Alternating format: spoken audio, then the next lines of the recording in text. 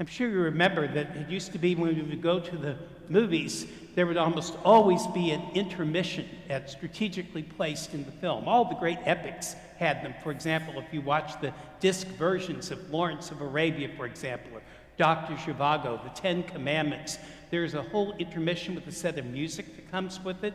The whole break is all kind of placed in there. Back in the day, though, the idea of the intermission was for a practical reason. For most people, the concept was we can go to the bathroom, which of course you can. The greater concept, because we are capitalistic, is you could go to the concession stand and buy more overpriced popcorn and candy, which almost always happened. It was an opportunity to get 2 opportunities at the concession stand rather than 1. But that wasn't had their intermissions. Movies had their intermissions primarily because they were done on large reels.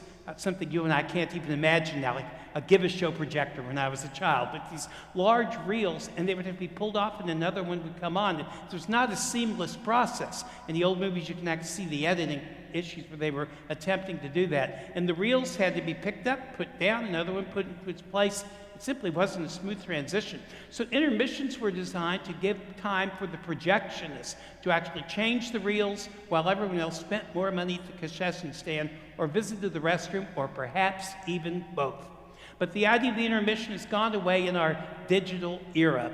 Most long movies don't have them, causing most of you, if you've mortgaged your house to go see one, to really ask yourself, how badly is my bladder in distress? Because I paid all this money for a ticket and I simply must use the restroom, and there's no break.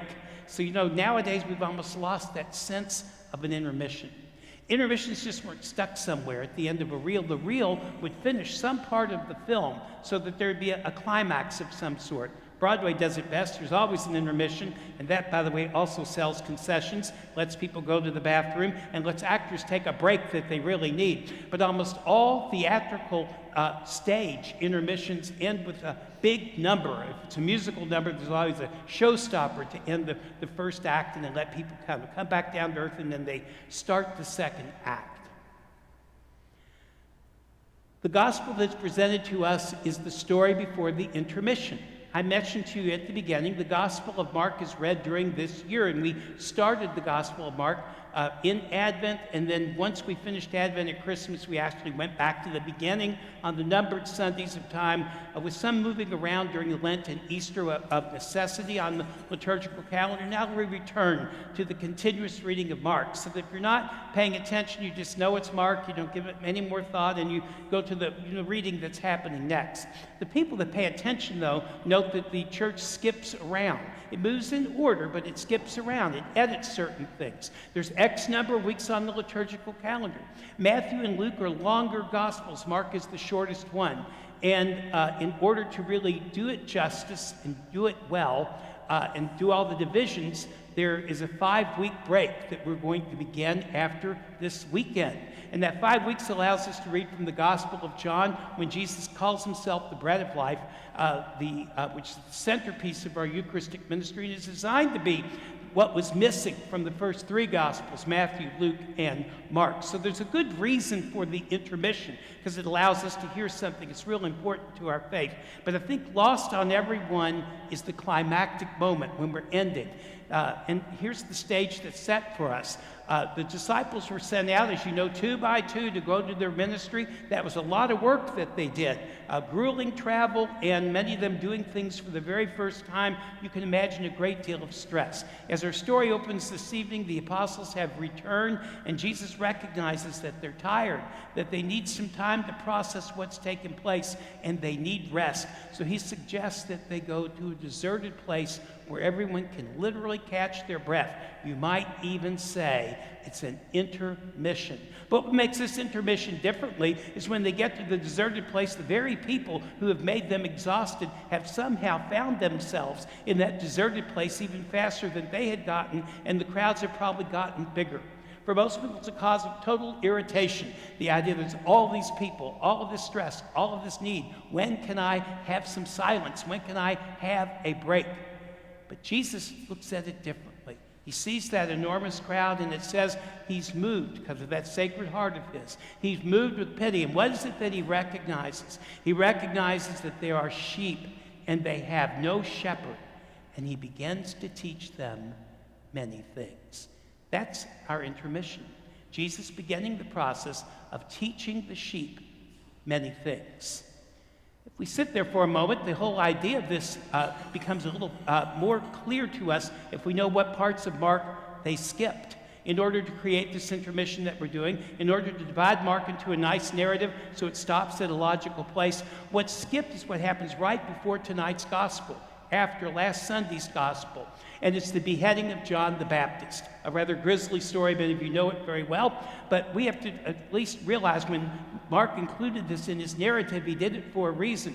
The apostles are sent out to do all of this preaching, and then while they are away, John the Baptist, who is in prison, is beheaded in a grisly act of capital punishment, and all of their spirits have been diminished by it. Remember, John was the one that baptized Jesus, and John was the one that started the large movement of people, bringing them to repentance. Now, the mighty weight of the Roman Empire has caught itself on John, and he is beheaded, and his disciples have to bury his body.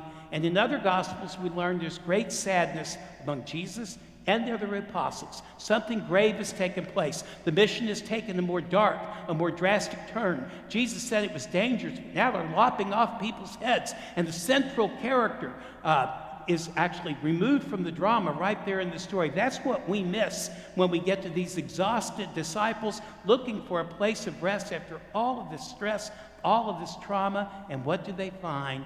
More stress, more trauma. They too, sheep without a shepherd, and they too will be taught many things.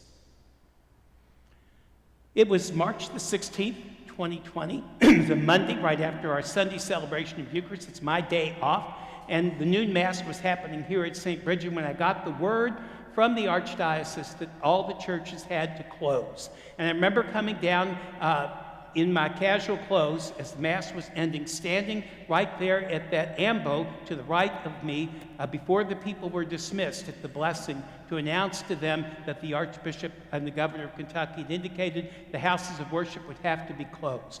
And of course, people were expecting it in some ways, but were dismayed in other ways. And what was left was a huge amount of uncertainty. Will the churches ever open again? How long will it take? I remember at the time our thought was surely by Easter things will be relaxed and we'll be able to do something. But I'm sure you remember by Easter things were not relaxed and we weren't able to do anything. It would be till the Feast of the Ascension of the Lord, 7 weeks after Easter, before we were able to open up the churches, at least in the Archdiocese of Louisville. And we started with one church and then opened this church a couple of weeks later. Tomorrow morning, we open the 8 a.m. Mass at St. Bridget, which has only been celebrated on Christmas and Easter since the pandemic began. So a great intermission had taken place. When this happened, though, it's fair to tell you that things just didn't stop. The building didn't just go empty or dark. In fact, we met immediately and said, how is it that we can continue to celebrate the Eucharist? What I thought I was going to have to do is to learn how to say private Mass, something I've resisted for 22 years of my priesthood. That's Mass with no assembly present. And instead, I found one or two people that were willing to come so it could be what I call a real Mass, a Mass with people present, and one that we could actually video while we were having it and then record that and then place that on our website so people could have an experience of church. It began simply that very next day. We didn't break stride. There was one day that we didn't offer the Eucharist in this parish all the way through, as we've been doing for decades of time in this parish.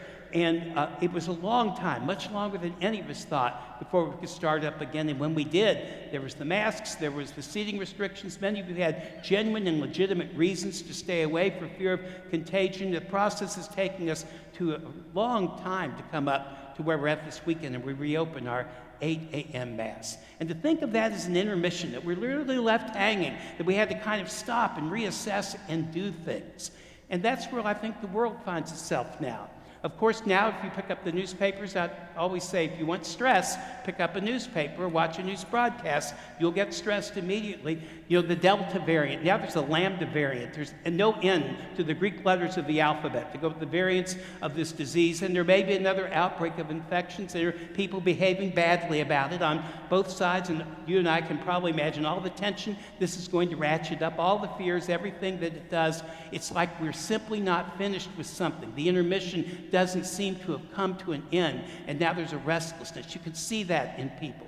You know, when this whole business started, the shutdown of the United States of America, it was in the middle of a presidential election that was going to be already nasty and divisive without any help from a pandemic. And then with all that stress, it only got worse. And all the people's tensions being bottled up in their own homes, some people bottled up with people they really didn't like. I thought the celibate priesthood turned out to be a really wonderful thing. I generally like myself, and so I don't really have any difficulties with myself. But for many people, they were stuck with people. It was a lot harder to get a rhythm going, particularly. So that all of this has created such an imbalance, a desire to bring things back to the way they were, and it doesn't seem to be a way to do that. You know, for churches, though, the pandemic was a great danger. It was for us as well, economically, because if the contributions completely stopped, the church literally could not function. It would not be able to do its ministry, which still required. There were still poor people that needed to be fed. There was staff that needed to do the work. There were still bills that needed to be paid. The work of the parish was continuing, even though we were all in this intermission, you know, in our homes. And not just the Catholic Church, but churches all around the country were greatly affected by this, and in any number of different kinds of levels. And people got out of the habit of the routine of celebrating worship and worshiping together. And they began to develop a new routine of worshiping, if they did it all, on their screens or through a Zoom call or some other sort of way to do that. And now so much of that's been incorporated. Churches are finding hard to bring people back. A recent poll that was pretty reliable, that's done of all the mainstream Christian congregations in the United States of America, revealed a startling fact this week. I was surprised when I read it. There are now more mainline Protestants than there are evangelical ones. Did you ever think that was going to happen again? The last 2 decades have been all about the mega church, you know, with the big screens, their plays, and the music, cup holders in the seats, 20, 30,000 people that can be there, music that would make my music player over here blanch, the kind of stuff that they would sing. Well, it make me blanch too. It's not my cup of tea. It may be yours, but it's not ours. But nevertheless, that's the mega church experience. It's been happening all around the country. It is folding in on itself.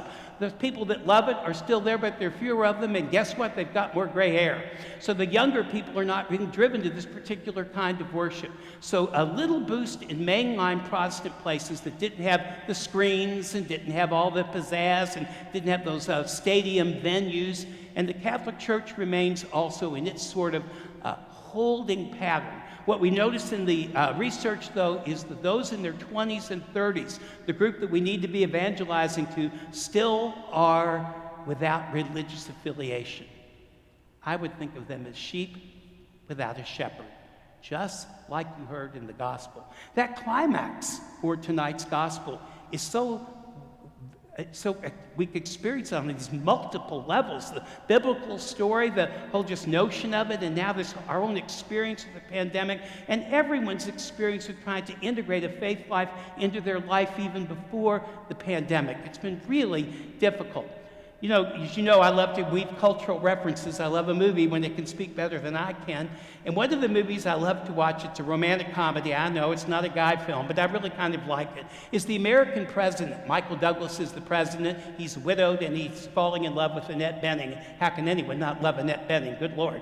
And this is what the story's about, but it has some serious parts in it too, dealing with political controversy. And they're in the middle of an argument in the Oval Office about how to deal with people who don't want to vote for a particular thing. And the speech that comes from the Michael J. Fox character, his name is Lewis in the film, really caught my attention. He said, "In the absence of genuine leadership, people will listen to anyone who steps up to the microphone. People want leadership. They're so thirsty for it, they'll crawl through the desert toward a mirage. And when they discover there's no water, they will drink the sand." President Andrew Shepard, that's Michael Douglas, says in reply, "People don't drink the sand because they're thirsty. They drink the sand because they don't know the difference. Sheep without a shepherd. In the Catholic experience, this just is not possible. Oh yes, people can wander aimlessly. Oh yes, people can struggle with the practice of their faith. And oh yes, people can have all of their doubts about the institution of religion and what its place is in American society. All of those things affect our church, but it's still not possible for these sheep to be without a shepherd, because the shepherd does not depend on the political flavor of the day. The shepherd doesn't depend on the economic status of the country. The shepherd doesn't depend on whether it's times of war or times of peace. All of those things that create such difficulty for us have no effect on the shepherd. We already saw that in the gospel. Jesus, looking at it, mammoth crowd in front of exhausted disciples. They just need a little bit of rest. But he sees these are sheep without a shepherd. Mark leaves us hanging. Jesus is beginning to teach them, but what good is it going to do? The thing you have to understand about Mark and Matthew and Luke and John is every one of these Gospels end with a passion story, the same one that we tell every year during Holy Week. Everything that happens before is the build-up to that. So when Jesus recognizes these are sheep without a shepherd, remember that first reading from Jeremiah where he promised someone would be coming. That someone is Jesus. He is the shepherd. And it is the shepherd who is sacrificed at Calvary, the shepherd who becomes the source of our Eucharistic banquet, which we are celebrating this evening, and it is the shepherd you and I encounter when we celebrate the Eucharist together. You see, we're not separated from the shepherd. We have, and he is Jesus Christ. I looked into, of all things, the Catechism of the Church to actually try to understand the parish, this entity that we're in this evening. Many people in modern times think of it geographically. St. Bridget is the church that's got a Saturday night mass, and St. Bridget is the church on the corner of Baxter and Hepburn. All of those things are true. And we've been around for 148 years. That's true as well. That's not what a parish is. Here's what the Catechism says a parish is. A parish is a definite community of the Christian faithful, established on a stable basis within a particular church. The pastoral care of the parish is entrusted to a pastor as its own shepherd under the authority of the diocesan bishop. It is the place where all the faithful can be gathered together for the Sunday celebration of the Eucharist. The parish initiates the Christian people into the ordinary expression of the liturgical life. It gathers them together in the celebration. It teaches Christ's saving doctrine. It practices the charity of the Lord in good works and brotherly love. That's what a parish is. A parish is a place where the Eucharist is celebrated, and the Eucharist is the center, the absolute center of all parish life. Without the Eucharist, the parish dies. With the Eucharist, the parish lives forever. No pandemic can withstand it. No political party can withstand it. No frustration with modern religion in a secular world can withstand the power of Christ that is mediated through these sacraments, and that's why you and I need it. But even priests, we all live in a world where things look hopeless. It doesn't look like people are going to change their behavior. It doesn't look like there's a solution to all the problems that vex us. Everyone's just stressed out, and it seems like there's just no end in sight. We're literally like sheep without a shepherd. But when we come to the Eucharist, we find our shepherd. He's never left, and he's never going to leave. In a world where you can depend on nothing, you can depend on one thing. You can depend on Jesus Christ, who is your shepherd. And guess what? It's the only thing that matters. So tonight, you and I, once again, don't just come forward to receive Holy Communion. Yes, we do that. That's a really important moment liturgically in the liturgy. But this entire gathering, from when you walked into the door and when I administer the blessing as you walk out of the door, is a reminder to us that we are not without direction, that we are not without purpose, that we are sheep, and we know who our shepherd is, and that shepherd is Jesus Christ.